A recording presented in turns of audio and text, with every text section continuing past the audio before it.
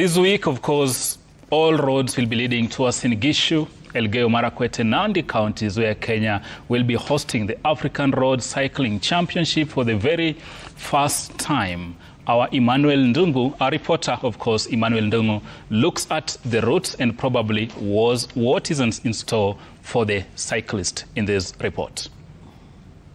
The African Road Cycling Championships will be aired live on Citizen TV on Wednesday for the time trials and Saturday and Sunday for the road races. Here is how the week of racing will be formatted and how you can come and cheer the riders on. This will be the first time Kenya is hosting the Continental Bike Race, and the events will take place in 3 counties: Elgeyo Marakwet, Uasin Gishu and Nandi. The beauty of bike racing is that spectators can just line the roads free of charge and cheer on some of the best cyclists in the world, including Tour de France green jersey winner Biniam Girmay. All junior, under-23 and elite men and women will tackle the same 11.2-kilometre rolling circuit, starting and finishing in Eldoret City Centre. The racing starts off on Wednesday with the time trials, an individual effort against the clock to post the fastest time over a given distance. The number of laps completed by each rider will vary depending on their category. The junior women will take the lap once, while the junior men and the under-23 and elite women will tackle the course twice. The under-23 and elite men will race 3 tours of the circuit for a total of 33.8 kilometers. Na tuko tayari sisi sote. Na maybe one of our guys atapata kuwa kwenye podium ama pia kuchukua gold yenyewe. So tuna matarajio mazuri kwa sababu pia iko nyumbani kwetu. As for the course itself, the lap begins with a 1.2-kilometre climb up Kisumu Road before turning left onto Plateau Road.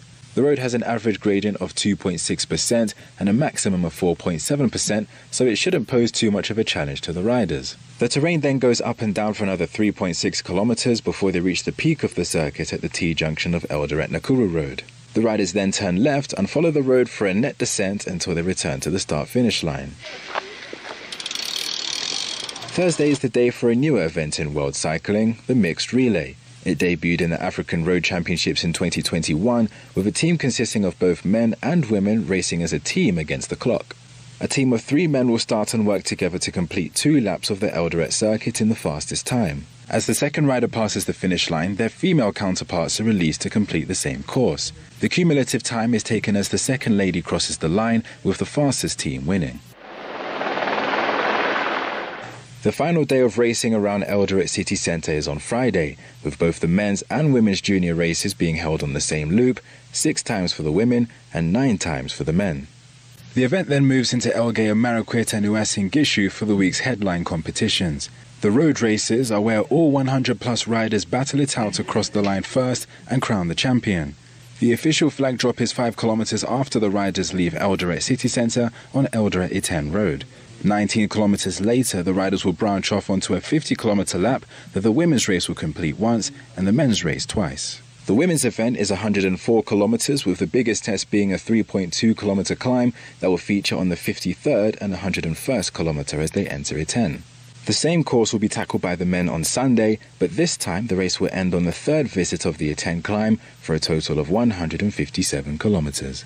To the public, raia wetu wote, watu wa Elgeyo Marakwet, tukujeni Iten, tusimame watu wa Kablolo, kutoka Moibenu huko Kablolo, Karuna, Bukari, Sing'ore, Iten, Chepkinoyo, Chembulet, huko yote. Hii mabaiskeli itakuwa inaenda mbio na ni Continental Africa mzima itakuwa hapa, na tunaomba watu waweze wajitokeleze, tuweze kushangilia timu yetu, tuwaambie wageni hapa ni nyumbani ya mabingwa. Please be sure to cheer on all the riders between the 9th and 13th of October this year. You can come and watch the race anywhere along the route, so come enjoy it and be responsible. Reporting for Citizen TV, I'm Emmanuel Ndungu. Of course, that's our very own Emmanuel Ndungu. He is a cyclist, he is an expert on that area. And as mentioned today in the quickfire segment, I have with me here Mr. Kelvin Mwangi, is the Chief Executive Officer of the Kenya Cycling Federation. Welcome, gentlemen. Thank you. Pleasure joining us today. Let's start with you, real quick with you, Mr. Mwangi. The first of its kind, Kenya is hosting this. Why did it take us all this long? First of all, before we go on, I'd like to say condolences. We lost a cyclist today morning. Yes, in the Langata Karen Road. He was knocked down by a lorry. next to Ruby's, opposite the Nairobi Academy. So condolences to him and the family, and we mourn. So on matters African Championship, yes, it took long because, well, our profile had not reached there, and our bidding process had never been successful before. But because of the work the Federation has put in and the support that we've gotten from the government and the stakeholders, we've been able to get it here. And for that, we are very grateful. Yes. And a massive assignment, basically. These are international competition. So far, how is the preparations? Is all set? Yes. These preparations began months ago. Immediately we got the hosting rights, and we brought in a team. We created a local organization committee that involved all stakeholders from government to federations to the local governments, the governors and the CECs, and together with the police and the various departments in the ministerial positions, like the Ministry of Tourism, the Ministry of Foreign Affairs, and of course the Interior Minister. And we've been able to work seamlessly, and what we are seeing now is a culmination of just the efforts that we've been putting, and we are ready to go. Yes. Ready to go.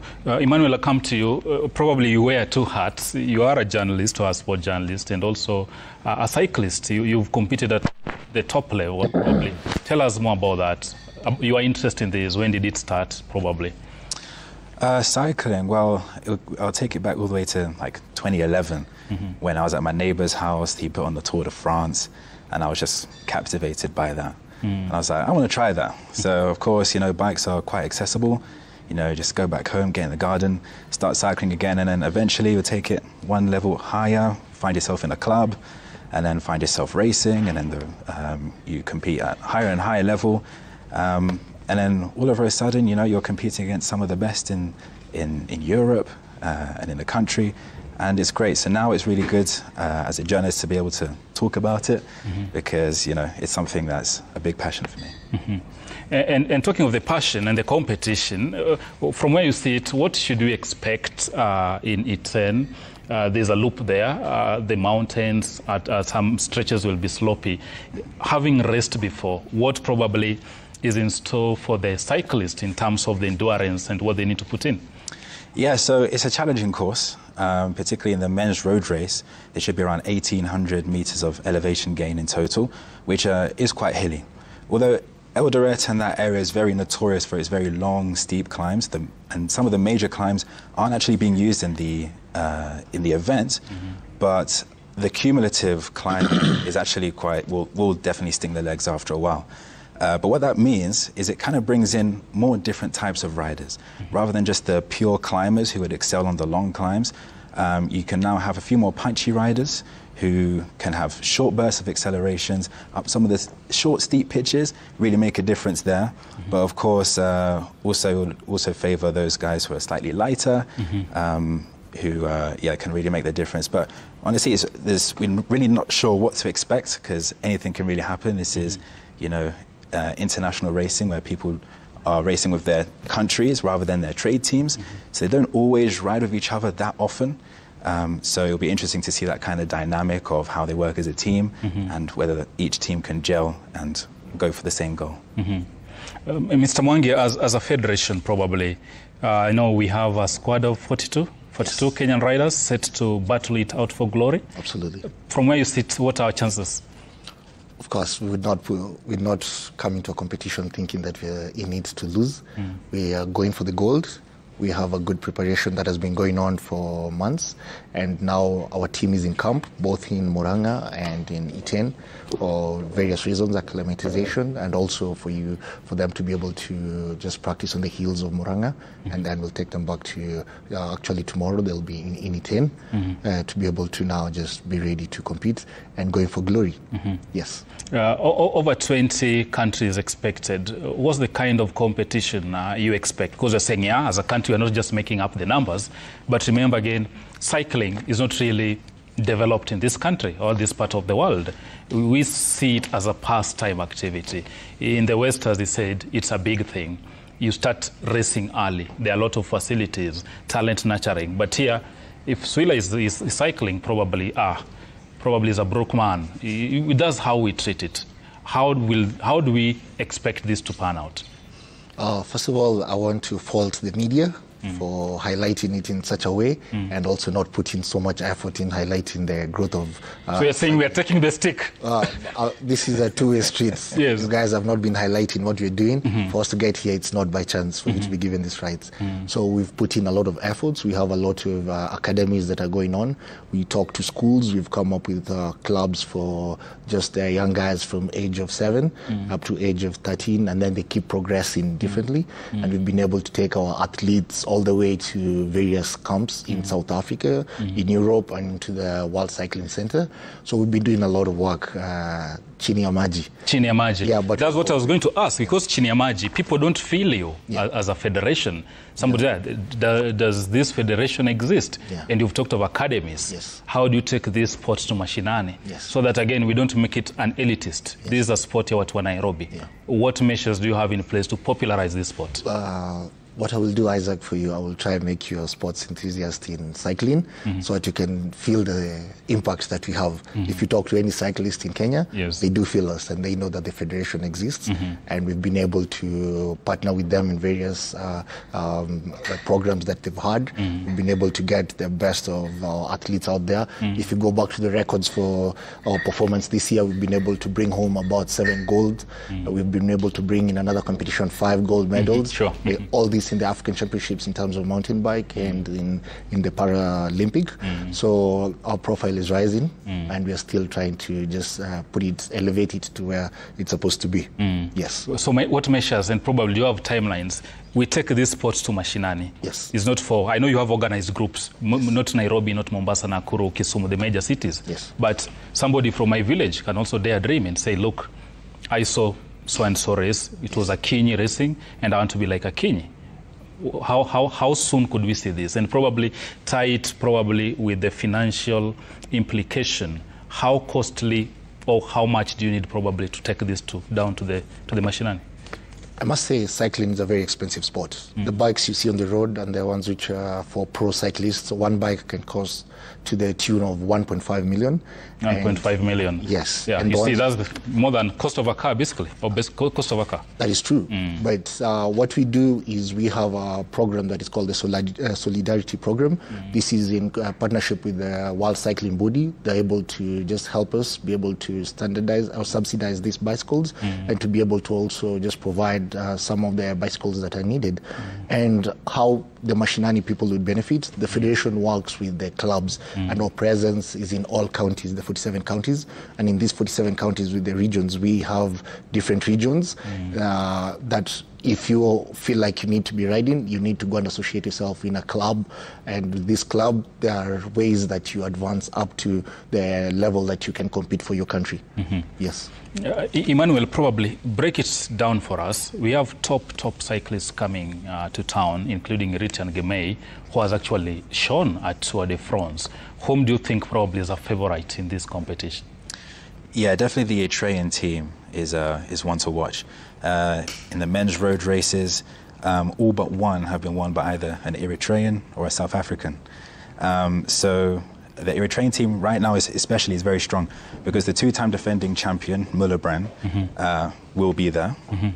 So it's interesting to see what the Eritrean team will do because, like you said, Biniam Girmay will be there, who won 3 stages at the Tour de France this year.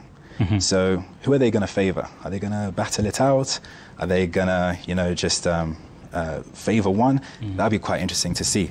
But of course, we do have a lot of Kenyan stars coming up as well, particularly on the women's side. In the under-23, we have Grace Kavira. She's been proven on the continental stage, particularly in the mountain bike events.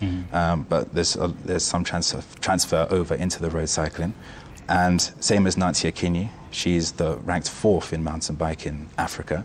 So, we really do have a solid chance of bringing something home, especially as it's on home roads, right? That's a big advantage. The riders know the terrain, they know the road infrastructure, and they've had the privilege of being able to train on these roads long before some of the other visiting riders will come. And yeah, also the ones to watch out for would be some of those countries that stay at high altitude. The visiting riders will have a bit of a challenge getting up to the standard of the Eritreans, the Kenyans, etc. So there's so many factors coming into play this time. So it's going to be really interesting to see what can happen. Okay. Probably before I let you go, Emmanuel, the question is, you are a rider. What changed? You now made the transition from cycling into journalism. What changed? That's actually an interesting question, because I did race the 2022 season in Kenya, and it was a lot of fun. It was a lot of fun, and recent years there's been a big push to gravel racing, which is more long distance type of racing, where before I was in road cycling, which is a bit more explosive, bit shorter races, things like that. So I still love the sport, but of course I also like talking. Okay. Okay. I like talking. So I thought I could mix the two slightly. Yes. And, you know, I still do ride, just not at the same competitive level as I used to. Yes. But obviously being able to meet guys in the Federation and still be in touch with a lot of the riders. And obviously we'll be there in Eldoret this week. Absolutely. So it's still going to have that, I'm still going to have that feel of, you know, I'm around bikes. Absolutely. And Mwangi, we are hosting this 4-5 years in a row? No. We're hosting it once. The Road Cycling African Championships have been hosted once. Next year, well, you've brought me to it. We didn't want to talk about it, but we'll be... I've jumped the gun. Yeah, we'll be doing the Tour of Kenya from next year, and all plans are already in high gear, and we are coming up with an elaborate plan, and we are going to be inviting clubs from Europe. We'll be having clubs from Africa, and of course our homegrown talent will also participate. And this will be periodically for the next 5 to 6 years. 5 to 6 years. Probably a parting shot, maybe you can rally Kenyans to come up and cheer the home team, the men and women, as they challenge for honors. And of course, across 3 counties, that's going to be big. Probably your clarion call to the public? I guys would like for all of you to come and support these athletes. These athletes are your brothers, these athletes are your men, and these athletes are your heroes. We'd like to welcome you to the roads of Nandi County. We'd like to welcome you to the roads of the Elgeyo County. And we'd like to welcome you to Uasin Gishu County. Please come and fill it up and come and cheer your champions. Let's bring the glory back home. Santi. Let's bring the glory home. Emmanuel, you must be fired up for this as you head down there. Absolutely, yeah. It's going to be a great week of racing, and really looking forward to it, really looking to see the progress Kenya has made in the sport. Recent years it's been great, and now it's really time to show what we've done on the continental level. Absolutely. That is Emmanuel Ndungu. He's one of us here at the RMS Sports Center, also an expert on matters cycling. He's done it at the very, very top level. Also joining us is Mr. Kelvin Mwangi, the Chief Executive Officer of the Kenya Cycling Federation, joining us here on our quick fire segment. Remember, this competition starts Tuesday, Wednesday, Thursday, Friday, Saturday, and culminating on Sunday. And of course, all that action will be brought to you live on Citizen TV. So make a date with us. We have it all figured out. And of course, before we take a brief commercial break, we are asking you the question of the day, and we want to hear your thoughts. Do you think the Harambee Stars will tame the indomitable Lions of Cameroon? We want to hear from you. 22422, the SMS lines, and of course, you can also engage us on Facebook, on X as well, at Isaac Swiller, at Citizen TV Kenya. We will be sampling some of them. When we return, we go to England, where the Devils can't still find a way out. The Gunners and City remain unbeaten. Stay tuned.